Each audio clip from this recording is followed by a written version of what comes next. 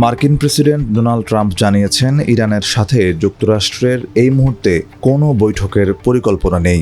অন্যদিকে তেহরান স্পষ্ট জানিয়ে দিয়েছে যে বিশ্বের সবচেয়ে গুরুত্বপূর্ণ জ্বালানি পরিবহন পথ হরমুজ প্রণালী বাণিজ্যিক জাহাজের জন্য এখনও পুরোপুরি বন্ধ রয়েছে। আন্তর্জাতিক বার্তা সংস্থা রয়টার্সের এক প্রতিবেদনে দুই দেশের এই বিপরীতমুখী ও কঠোর অবস্থানের চিত্র উঠে এসেছে। পূর্বে দুই দেশের মধ্যে সম্ভাব্য আলোচনার গুঞ্জন এবং সামরিক সংঘাত এড়াতে টোল বা প্যাসেজ ফি ভিত্তিক চুক্তি নিয়ে আলোচনার কথা বলা হলেও ট্রাম্প তা পুরোপুরি নাকচ করে দিয়েছেন। ট্রাম্প জানিয়েছেন, বর্তমানে ইরানের সাথে মার্কিন প্রশাসনের সরাসরি কোনো বৈঠক বা আলোচনার পরিকল্পনা নেই। ওয়াশিংটনের পক্ষ থেকে তেহরানের উপর অর্থনৈতিক ও বাণিজ্যিক চাপ অব্যাহত রাখার সিদ্ধান্তই বহাল থাকছে। ট্রাম্প প্রশাসনের এই অটল অবস্থানের কারণে মধ্যপ্রাচ্যে সাম্প্রতিক সময়ে চলমান কূটনৈতিক প্রচেষ্টা বড় ধরনের একটি ধাক্কা খেল।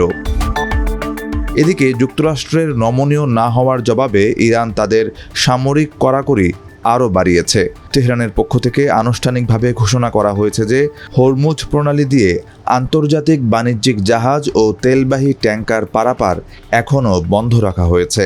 কৌশলগত এই সমুদ্র পথ দিয়ে বিশ্ব বাণিজ্যের 1/5 খনিজ তেল পরিবাহিত হয়। প্রণালীটি বন্ধ থাকায় ইতোমধ্যে আন্তর্জাতিক বাজারে অপরিশোধিত তেলের সরবরাহ ব্যাহত হচ্ছে এবং বিশ্বজুড়ে জ্বালানির বাজারে নতুন করে চরম অনিশ্চয়তা ও মূল্যায়ন বৃদ্ধি পাচ্ছে।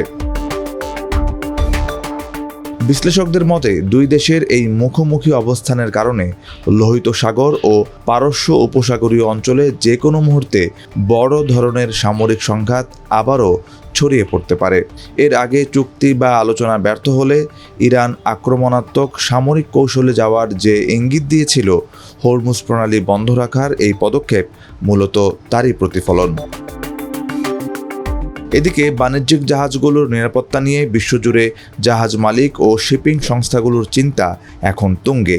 ওয়াশিংটন ও তেহরান আলোচনা টেবিল থেকে দূরে সরে যাওয়ায় মধ্যপ্রাচ্যের এই সংকট নিকট ভবিষ্যতে নিরসনের কোনো ইঙ্গিত মিলছে না, যা পুরো বিশ্ব অর্থনীতিকে মারাত্মক এক ঝুঁকির মুখে ফেলে দিয়েছে।